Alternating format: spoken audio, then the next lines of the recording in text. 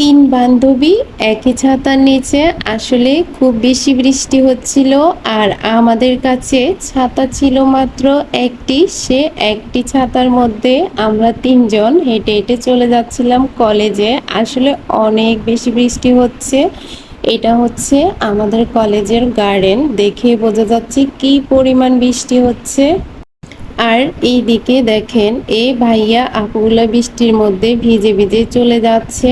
এরপরে আমরা চলে গেলাম কম্পিউটার দোকানে, কারণ আমাদের মাস্টার্সের ভর্তির আবেদন চলতেছে। আমরা ফর্ম ফিল আপ করার জন্য চলে গেলাম। আর এই কাজগুলো শেষ করতে আমাদের অনেক সময় লেগে গিয়েছিল, যদিও ভিডিওতে পুরোটা দেখানো সম্ভব হয়নি। এরপরে আমি কাজ শেষ করে বের হয়ে পড়লাম। আসলে আমার ইচ্ছা ছিল বৃষ্টির মধ্যে কিছু ভিডিও ফুটেজ নিয়ে নেব, কিন্তু দেখেন আমার কাজ শেষ করে বের হতে হতে বৃষ্টি নাই হয়ে গেল। কিন্তু এর আগে প্রচণ্ড বৃষ্টি ছিল। আমার ইচ্ছে ছিল বৃষ্টির মধ্যে হেঁটে হেঁটে একটা ভিডিও ক্লিপ নেওয়ার। আসলে কি করব, কাজ শেষ করার জন্য সেটি নেওয়া হলো না। আর বৃষ্টির পানিতে ভিজে আমার অবস্থা দেখে নিশ্চয়ই বুঝতে পারছেন। আসলে যতই আমরা এক ছাতার নিচে তিনজন থাকি না কেন, পুরোপুরি প্রোটেকশন তো আর দেওয়া সম্ভব হয় নাই। তো এরপরে এই যে আমি আশেপাশে সবগুলোর ভিউ নিয়ে নিচ্ছিলাম। কি পরিমাণ বৃষ্টি হচ্ছে রোড দেখলে বোঝা যায়। আর আমার কিছু হ্যাটার্স বেড়ে গিয়েছে, যারা বলে আমি রাস্তায় নেমেছি ভিডিও করার জন্য। আরে ভাই, আপনারা কি রাস্তায় নামেন না, নাকি হেলিকপ্টার দিয়ে দিয়ে চলাফেরা করেন? আসলে বিষয়টা অনেক বেশি হাস্যকর। এরপর কিন্তু এটা কিন্তু প্রায় দুপুর 3টা বেজে গিয়েছিল। আমাদের কাজ শেষ করতে করতে অনেক বেশি ক্ষুধা পেয়েছিল।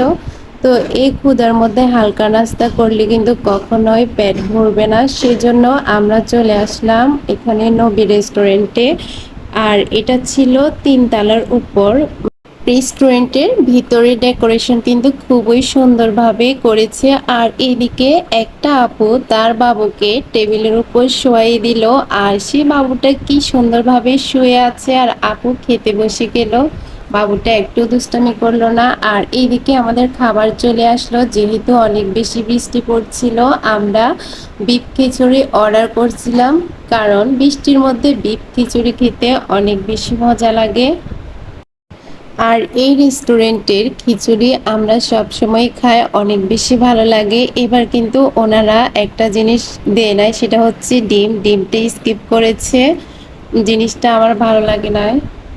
খাওয়া দাওয়া শেষ করে আমরা দিঘির পাড়ে চলে আসলাম। আর দিঘির পাড় দিয়ে আমরা বের হয়ে যাব, যেহেতু অনেক বেশি বৃষ্টি ছিল। দিঘির পাড়ে তেমন মানুষজন ছিল না, কিন্তু রাস্তায় অনেক বেশি মানুষ, হাঁটা চলা অনেক বেশি কষ্টকর। সেজন্যই এই রোড দিয়ে আমাদের আসা।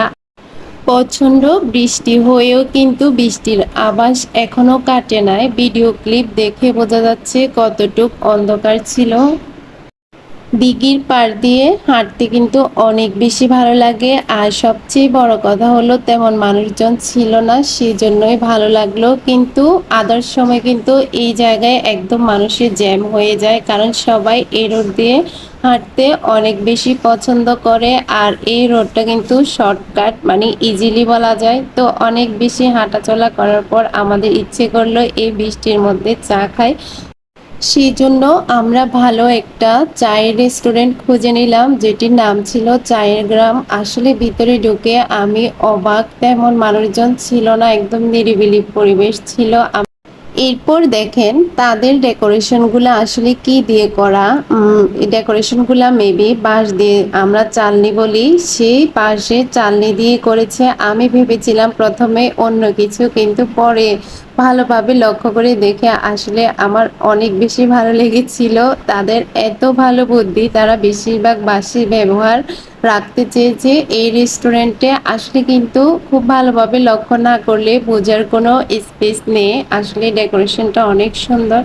এরপর দেখেন আমাদেরকে এরকম একটা ডিভাইস দিয়েছিল, যখন চাটা হয়ে যাবে তখন এই ডিভাইসটাতে বেজে উঠবে, ঠিক তখনই গিয়ে চা নিয়ে আসতে হয়। আর এটি ছিল আমাদের চা। আসলে চাটা অনেক ভালো লেগেছে।